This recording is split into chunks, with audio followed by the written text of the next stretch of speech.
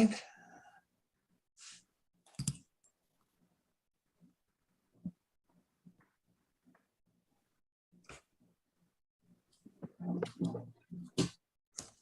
Well, greetings. Welcome to this evening service.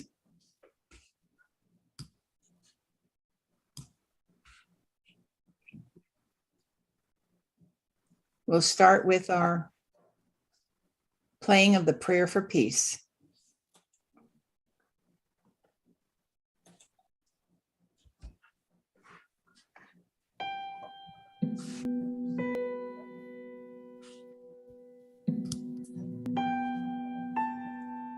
Divine Creator, we ask that the light of highest awareness fill the minds and hearts of those who are open to your light. We ask that they be assisted and strengthened in their resolve to achieve peace using peaceful means. May their minds, their hearts, and their actions reflect the divine will to good for all.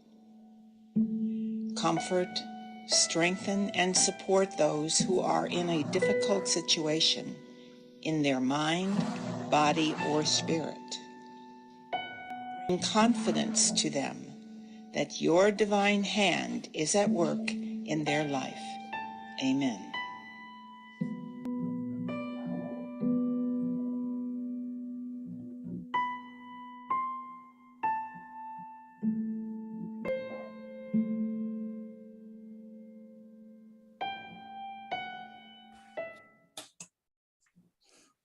Well, greetings and welcome. My name is Reverend Mary Huber, pastor of the Community Chapel of Holistic Healing. We are a non-denominational, nonprofit spiritual fellowship founded in 1977 by Reverend Michelle Luson, a mystic and channel for the multidimensional consciousness which we carry here in this organization.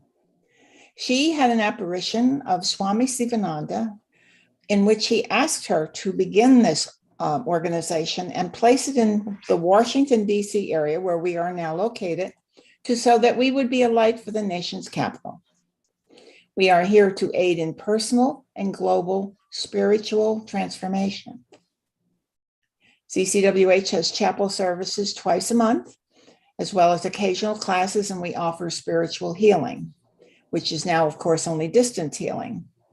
And we maintain a prayer list to which you can add names. If you go to our website for any of this information at ccwh.com, you will find it there. So at this time, if everyone will mute their microphone, we will begin by stating or saying the affirmations of faith, hope, and charity. You can say them with me, and even though you're on mute together. Faith affirmation. I believe in the spiritual existence of myself as a perfect image of the divine creator. In this reflection, that is my physical embodiment. I have faith in the supreme guidance of my soul for my balance, my needs, and my opportunities. Outside of myself, there are also perfect images, and nothing can delude my thinking otherwise. Hope affirmation. Acknowledging my faith in the omnipresence of my divinity, I hope for a realization, awareness, and acknowledgement of the existence of the great I am within myself. Charity affirmation. In understanding faith, in knowing hope, I pledge my actions, my desires, and my thoughts to the performances of myself on the physical planes of the earth to honor, to love, and to enlighten all that is a reflection of the divine outside myself, so that my reflection is imaged back to my creator. So help me God. Well, this evening, it's going to be a little bit less formal presentation than I usually do, because the topic of this celebration of, or the seasonal tribute, really, in memory of those who have fallen in battle, sort of stimulated some of my earlier memories of being part of that. And I know that most, if not all of you, will not remember these particular things because you're all much younger than me. But I knew this growing up in my early days as Declaration Day, which it was. That was the name of it when it began. It was a more common name for it to be called before it became formally Memorial Day all over the place. And I grew up I was 6 years old in 1941. In September of 41, I went into first grade in a parochial school in my little hometown. And by December, we were into World War II. So I remember from my youth, those in my family who suddenly had to go away, and the worry and the fear that was surrounding all of these things that were going on in World War II. I was not aware of why they were that way, but I was quite aware of that they were there, that there was a lot of that going on. I had a cousin 10 years older than me. No, I guess he was closer to 12 years older than me because he went into the service right after high school. So when he was 18.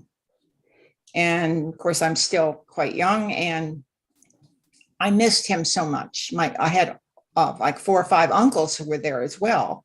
And they were all in active battles. They weren't sitting someplace in the United States in offices. And of course, we were very worried about them. And I was missing him so much. And that was such because I missed him so much, that's why some of my memories are clearer about that time, I think, and waiting for him to come home and praying with my family that I didn't know why he might not come home, but I did know that up and down the street, there were homes that had a placard. It wasn't a placard, actually, it was a little it was a cloth that was embroidered almost with star on it. And if you had that star in your window, you had one of your family members that lived with you had been killed in action.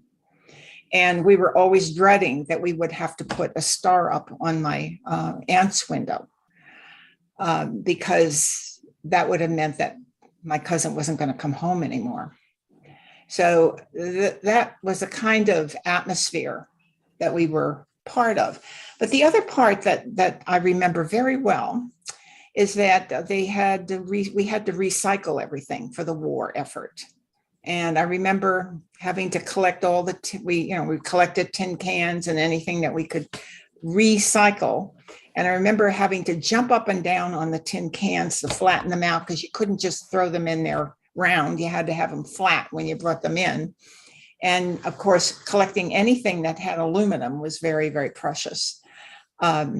It was an interesting time where I just took them in, handed it to the nun, and she went somewhere with it. The nuns were always kind of an enigma to me. I remember sitting all of first grade and being delivered there by my father was kind of traumatic, never having been away from home. And it was like a mile away, the home, but I was left in this place with these people with these black clothes on. And it was a little traumatizing. And I remember spending most of the first grade trying to figure out if nuns had legs, but that's another story. But anyway, they were very dedicated along with everything else. We were very busy, and they also did a lot of charity work. We put our pennies in for the poor and for the missions. And at the same time, the government had put out, of course, the war bonds. And we were given, you could buy stamps, you could buy 10-cent stamps and put them in a folder. And by the time you filled your folder up, that meant you had a $25 war bond then. But it took, for like forever to get that filled up.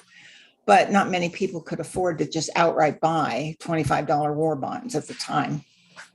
But it was very patriotic time. It was a time of honoring those who had fallen. in battle, those who were coming back. It was a time of great national pride and togetherness at that time. And so when we were celebrating Memorial Day or Declaration Day, we were doing that when, of course, when I was very young. Since I was in parochial school, for some unknown reason, we had Memorial Day off. That was May 30th of every year. And but the public school that was down the street from me did not have off. And I used to go out and watch all the kids march up the hill and go down the street to what turned out to be our parish's cemetery. And they all had flowers, and they put flowers on the grave. So that was my introduction to Declaration Day. I thought it was just mainly for everybody. I didn't realize all this trauma that was going on with the war and such. But the flowers on the graves, which interestingly enough, I think personally, I would assume from human nature that when people were deceased and they were part of your family and you loved them and you had to bury their remains, that there was a tribute of some sort, I'm sure, going on through humanity, offering something occasionally, at least in remembrance, but that's not documented. The first documentation of anything being decorated or flowers on the grave was actually from the ancient Greek times. And they believed that if the flowers took root and blossomed on the grave, the souls of the warriors were sending a message that they had found happiness in the other world. So apparently that was prevalent in the ancient world. The ancient Romans used flowers on the graves as well. Now, there were other traditions, and maybe older traditions, were stones that were placed for many thousands of years. They stacked stones on the grave, and some of the reason for that was to mark the burial site, but the other one was to protect them from any animals. So apparently if they weren't, that was an issue then. It also was just a way of showing where the person was buried.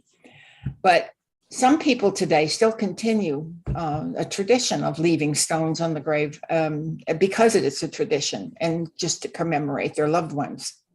But there's another tradition that I think I heard about this a long time ago, and I just was refreshing my memory on this, that there's a tradition with the veterans putting coins on the tombstones in the cemetery rather than, yes, they're putting the flags there.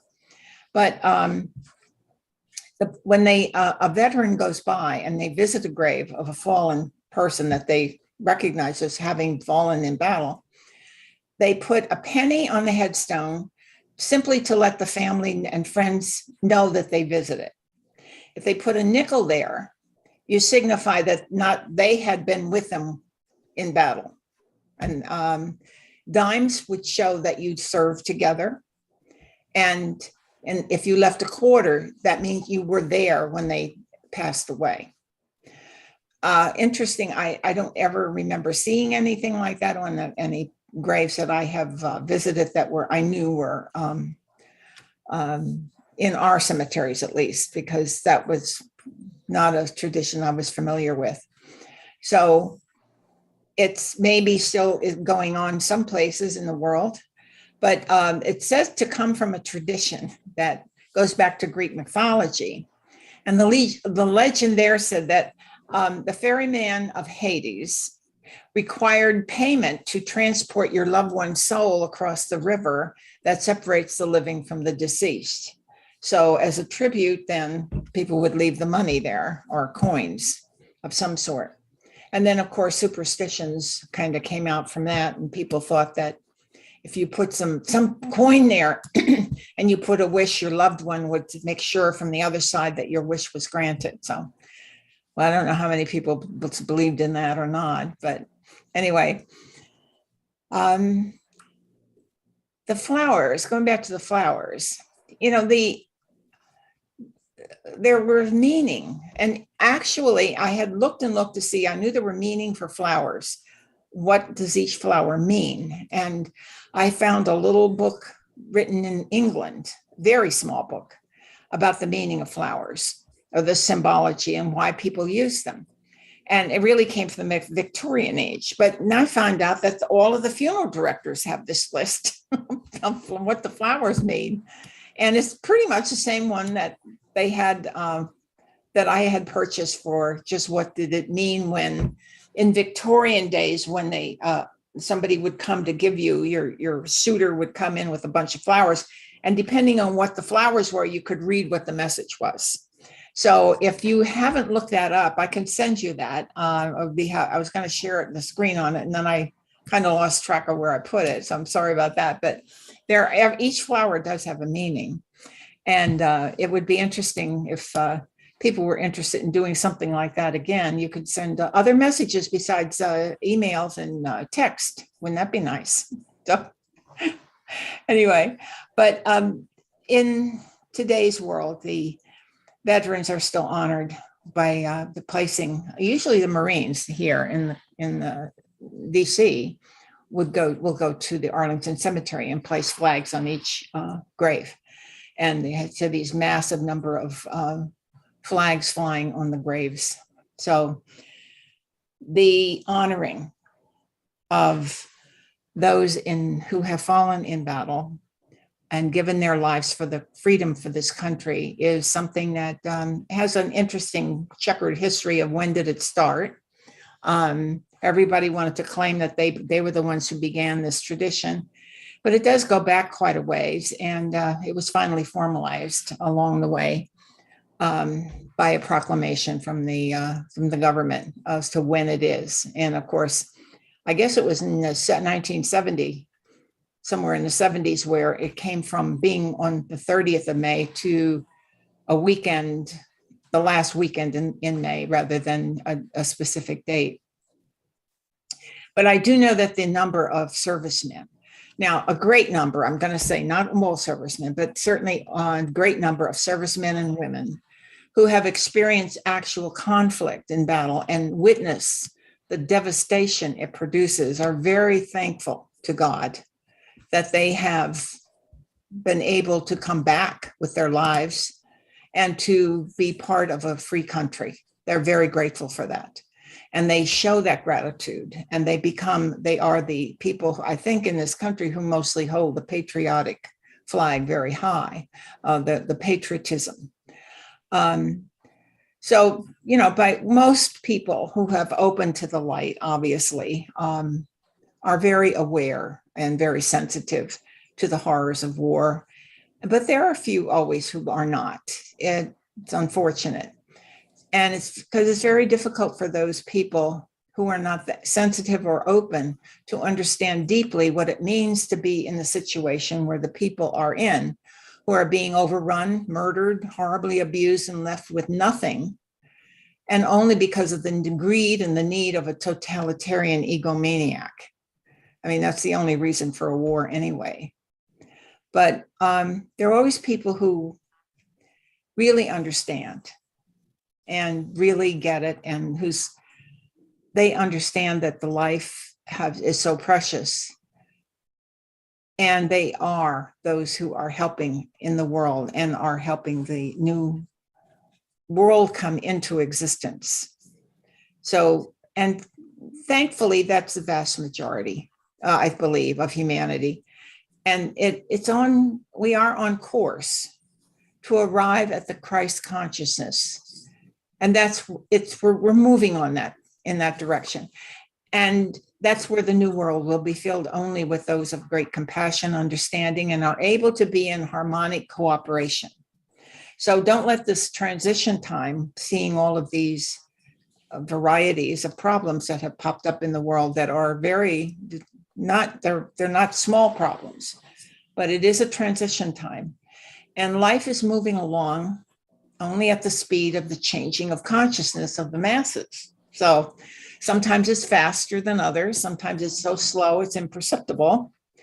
However, we've been reassured by many psychic sources that the tempo has increased and is accelerated even to warp speed very soon. So hang on to your seatbelts. But in the meantime, while we're getting there, while what can we do for the world to improve it? It's not only keeping the faith, but keeping the understanding, that the appreciation of your life, of things in it, and being thankful and for being forgiven, practicing forgiveness. And these are the keys that are getting us there, because that shows the love that you have for humanity, for love for yourself and the God presence within you, the God who sent you here to be a presence now in the world, so that the world can graduate into some other place where it was always meant to be anyway. We just lost our path along the way. And so from that standpoint, our gratitude that needs to go out is so important. And gratitude, even from the standpoint of a psychology, it is a very health-giving activity. It's been known to create less stress, a happier outcome in people's lives, because it lifts their spirit to be grateful and to show that gratitude. And how many ways can you can just look around you? What are you grateful for? Just look in the mirror. Grateful to be here. Grateful for the health that you do have. Bless what you have, as more will be added. So if you're not quite there where you need to be in your money or in your health or wherever else, bless what you do have. And this is the gratitude that needs to come from each of us every day, so that you can bless the weather, no matter what the weather is. The rain is important, because when you get into the drought season, you're going to be grateful that you have this weather.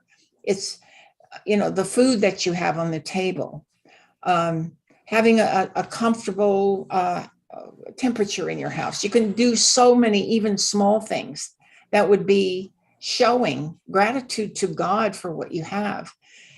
The little things, the big things. Some people like to keep a journal of things that they appreciate, and that can be encouraged. Sometimes just writing things down helps us to get involved in it. Certainly being better at interacting with people is an appreciation of them. Showing that respect and appreciation is also a way of thanking them for being in your life, being a good listener. So even listening to the environment, watching the environment, seeing what you can do to improve where you are, because you appreciate the fact that you have birds. Well, then, generate something in your yard that will attract more of the life forces of the nature kingdom there. Plant more flowers so that you show that you have an appreciation for this kind of thing. You can give little things to people that show them that you love them in your life. You don't have to do anything that creates even money, just something you have that that would appreciate it. Some flowers from your garden. But just offering help to somebody is a show of appreciation. This always reflects when we start off by saying that we want our perfection to be imaged back to our Creator. And when we do our 3 affirmations, this is part of reflecting back to God what we are, that we do appreciate. You need to reflect that. Everything that we do is reflected back to our Maker, and it will determine how things go in our life. If you don't appreciate what you have, and if there is all of that, then how can God give you more of the things that are important in your life? If you think, I don't have enough of them, well, rather than complain, thank God for what at that level of what you have, thank God you have at least that. There's always someplace and somebody in the world that doesn't have it at all. So it's important to do that part of life. It's important not just to do the forgiveness, but do the daily gratitudes, daily appreciation of life. It's just important to put out prayers. That's an appreciation of the fact that you understand that you have faith in God and that you are offering up those prayers because you do have faith that they are being answered. So that's an appreciation of your interaction with your divinity. Certainly would ask you if you would want to go to our website and download some of our affirmations. They're very life affirming. They're very integrative of your body, mind, and spirit. It really would help in your daily life to have positive affirmations. Those have been channeled, and I think that channeled informations carry with them an energy factor that other things that are written by somebody who just simply, sits down and makes it rhyme or makes some nice little thing happen, it will have a bigger impact than that, because there's energy in those words that come from a much higher source. And it came in from a channel who is in our, Reverend Lasan, who is highly connected there. And when she brings things in, it's coming from a very high dimension of spirit. So I would encourage you, if you have time, and would please take the opportunity to go to our website, and you will find that you have a great number. There are other affirmations there besides what we call the three healers. Faith, hope, and charity will heal everything in your life, because they are the great balancers of your own system and the world. If the world would listen to what they are saying, they will always do that.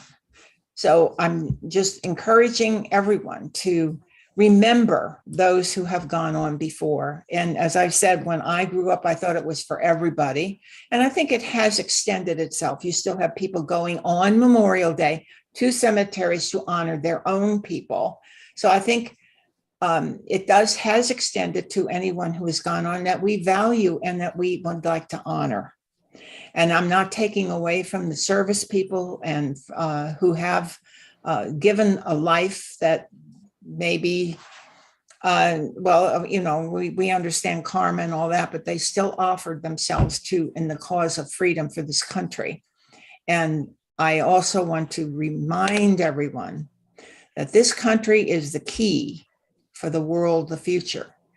This freedom that we enjoy here needs to be maintained, needs to be improved in its coverage of everything that we are part of, and elevate it to a higher level so that we become that. Saint Germain is very adamant in saying this is still the cradle of liberty, and it will be that for the new world. So for those who don't get that part, for those who haven't seen how much people have given in their lives so that we can be here today, I think that should be reflected. Take it back in reflection and find out why you can't see that if you're not seeing it, because it is an important part of everything that we have in this world has to do with freedom. The highest level of spirit has always said, if you don't, the violation of the highest level of spirit is when you interfere with anybody's right to be free to express themselves from the level of their soul that they were meant to express. Now, this is in the highest form that exists within the individual, is meant to express. And that's why freedom is so important. Freedom to do that, freedom to make choices to do that, and not to be thwarted in any way. Only if you're doing the wrong thing, that can't be part of everybody's world. But those who have been driven from their higher self out into the world to share from their wealth and bounty that they have accumulated over many lifetimes, I'm sure. They're here for a good reason. They're here to give the love and the service to humanity. This needs to be able to go out there and help those who aren't quite there yet, and help those who are not in freedom to be able to get there. So what we can do here is do our own work, do our own inner work for ourselves, extend our good thinking and our prayers and our meditations and all of that out to others, and encourage others to come from a better space within themselves and to be more appreciative. They'll find that will lift their spirits and will send them into the world in a very different frame, which we all enjoy when we do that. Thank you for listening to this evening, and I would like to go on now to our meditation.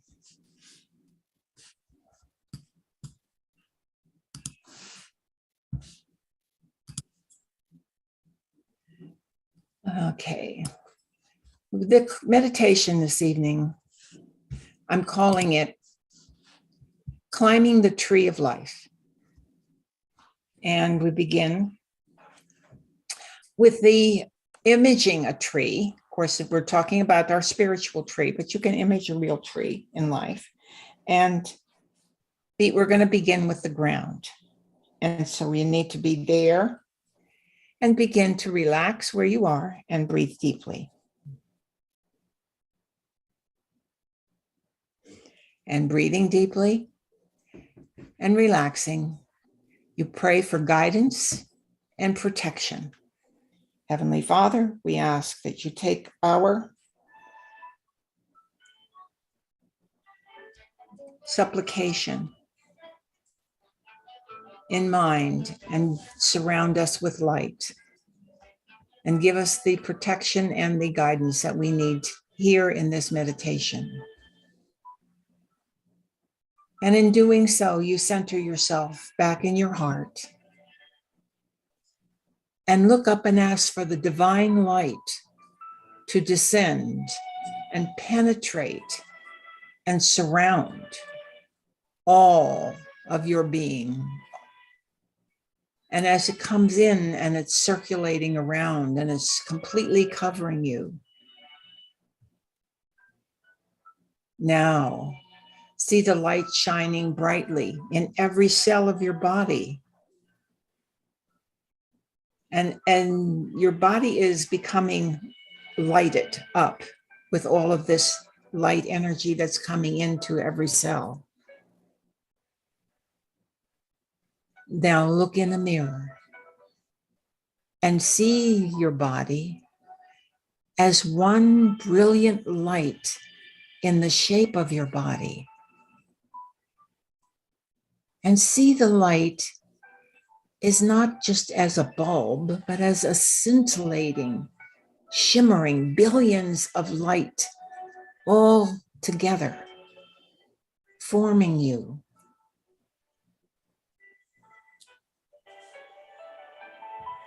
In this light body, now travel to your inner space, your own secret garden, and sit there comfortably as you communicate with the natural world. See the elemental vortices of light all around you.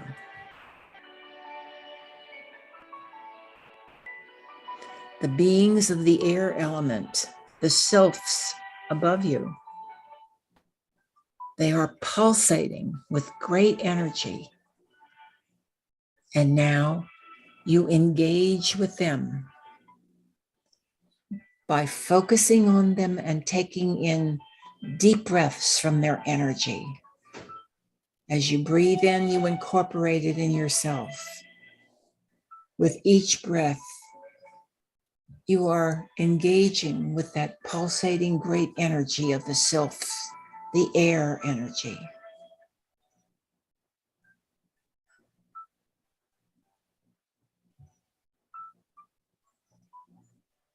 And as you look around now, the beings of the water element, the undines, are surrounding you. And you perceive their fluid, forceful energy.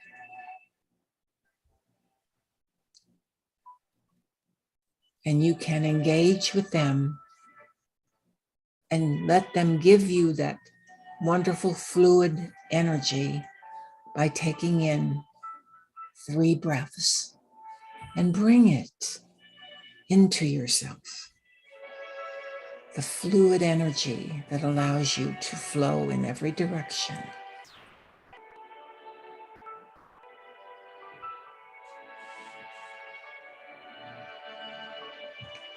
Now you open your eyes and you see the beings of the fire element, the salamanders, are surrounding you. And you perceive their intense, warm energy. And you engage with them by taking the 3 deep breaths and bringing that energy into your body, into your systems, all of your bodies, with each breath.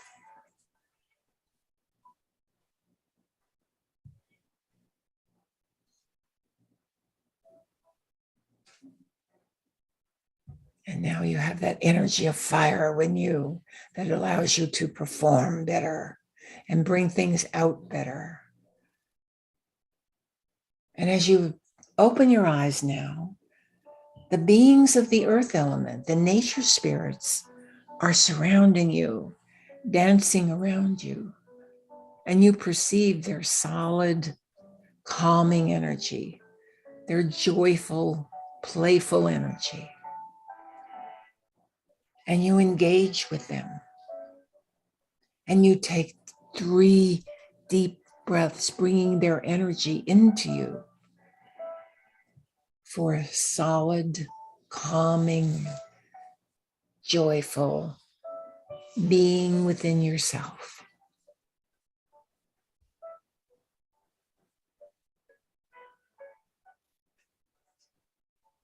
In this beautiful garden, at the base of the trunk of this tree of life, you have enjoyed being in the presence of the elements and the elementals, and you thank them.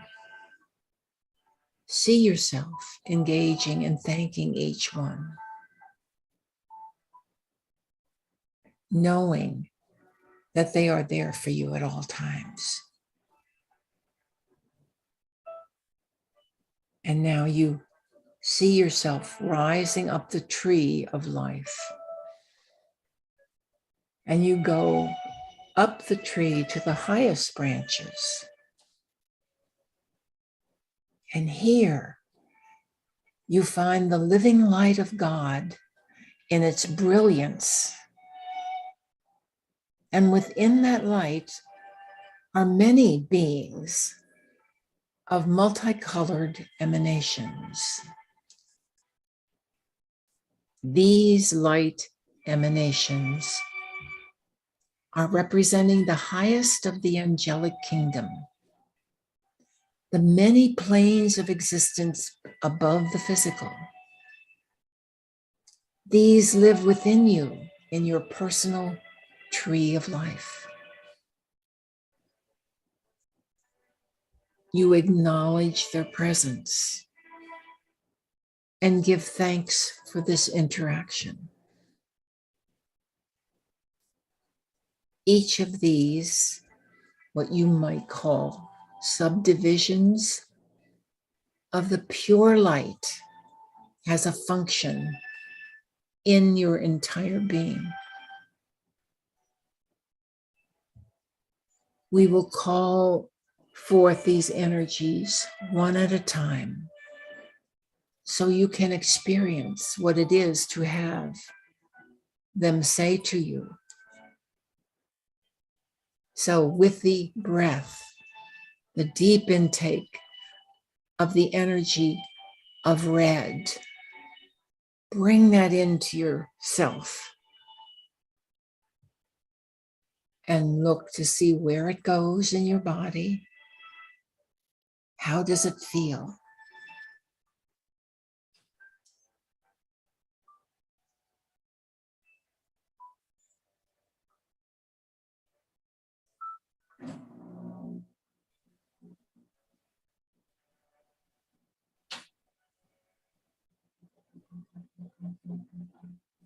Now on the in-breath, take in the energy of the light of orange. Breathe it in and see where it goes in your body.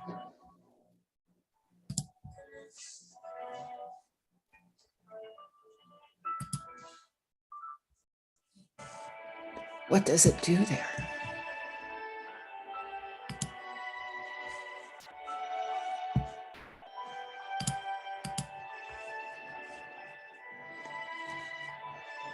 Now on the next in-breath of this great ingathering, take in the energy of yellow.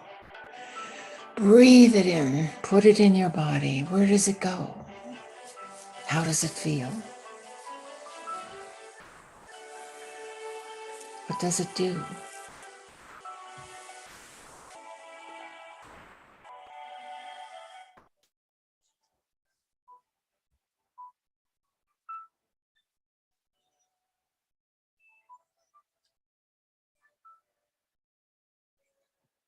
Now, in the next in breath, gather in the energy of the light of green. Bring it in, breathe it in. And where does it go? And how does it feel?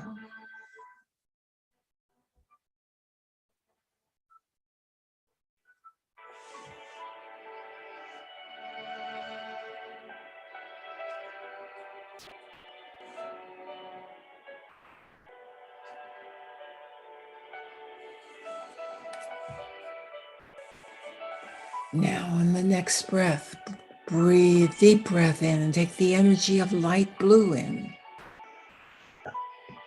Where does it go? How does it feel?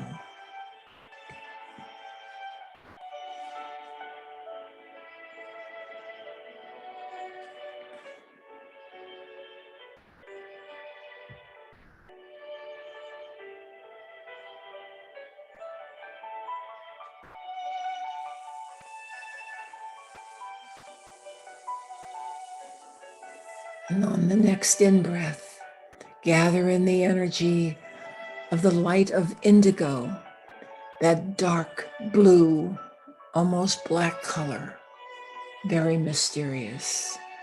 Where does that go? And what does it do?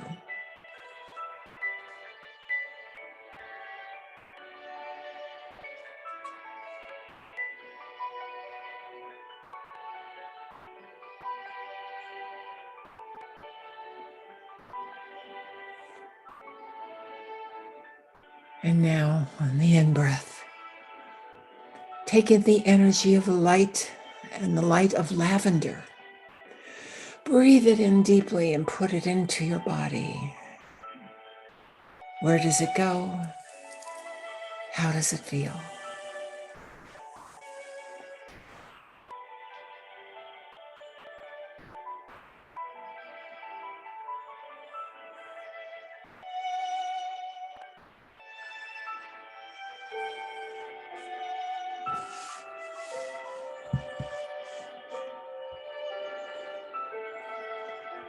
And now you stand back and see that these lights are as a rainbow coming from a much higher place in the tree.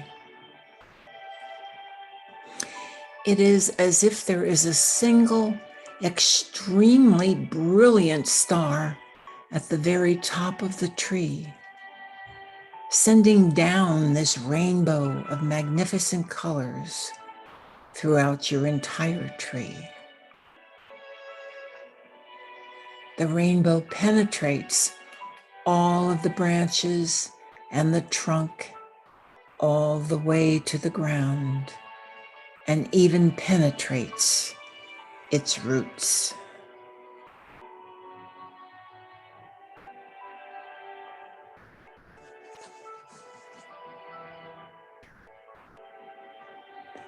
The undying salamanders, sylphs, and nature spirits are all dancing in tune with the energies being given to them by this rainbow.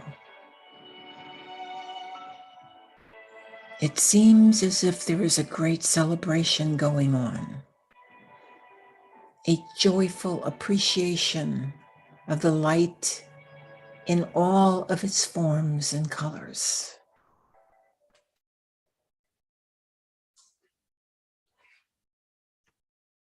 We see the tree now standing in a glorious scene of ethereal beauty. And as you begin to stand further back, you realize it is your own divine manifestation of yourself in its true original form. A great feeling of thankfulness and devotion comes to you, and you go to your knees acknowledging the omnipresence of the Creator within you. With this humble acknowledgement and thanksgiving, the tree becomes even lighter and more brilliant.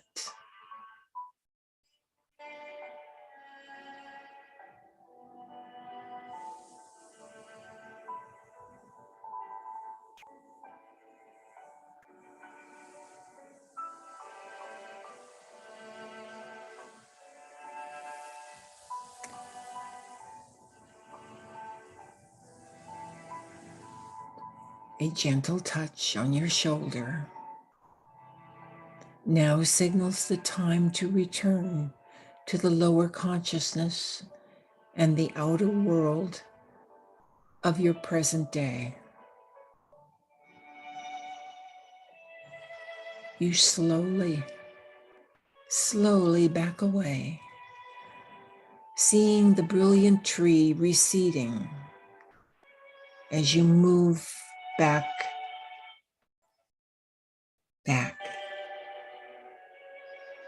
And you finally turn around and begin your journey back to your present outer world.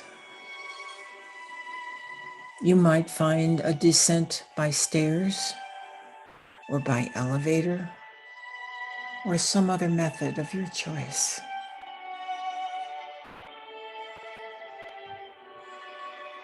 Coming 3, 2, 1.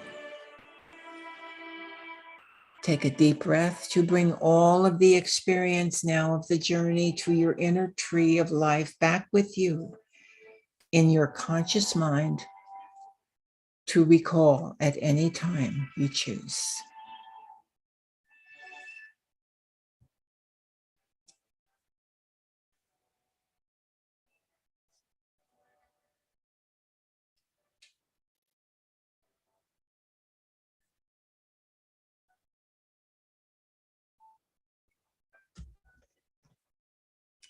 And when you're ready, open your eyes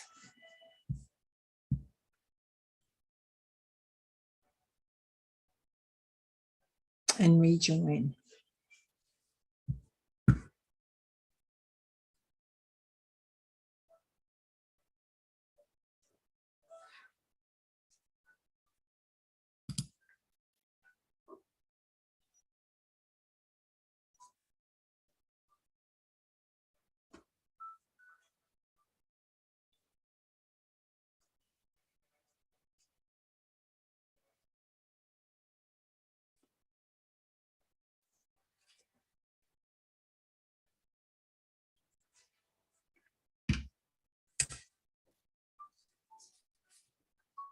Many blessings for having attended the meditation.